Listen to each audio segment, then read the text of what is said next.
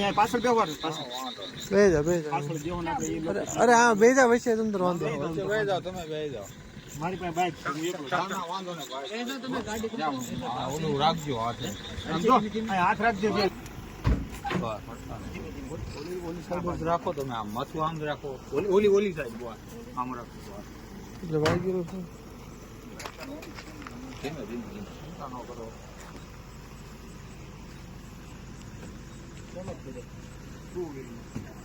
Bike માં પાછળ બેઠા હતા ને પડી ગયું રફીકભાઈ બોટાદ. કાલે શું ઘટના બની?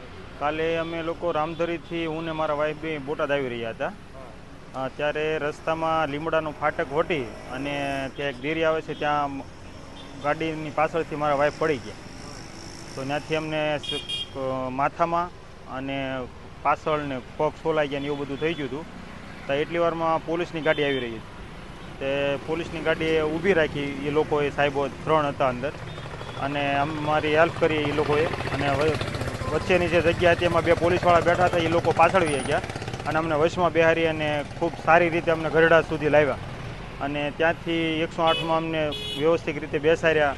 એ લોકોને પણ એ લોકોએ કીધું, એ ગાડી અમારી એ લોકોનો એક સાહેબ હતા, એ લોકો અમને ગરડા સુધી, બીજી મારી બાઇક હતી એ લોકો લઈને આવ્યા અને અમને રેફરલ હોસ્પિટલ એ લોકોએ પોલીસે અમને પહોંચાડ્યા. અને બહુ સારી રીતે અમારી સાથે વર્તન કર્યું છે. અમને બહુ સારી રીતે એને રાખ્યા, દર્દીની પણ ઇજ્જત કરી છે એ લોકોએ.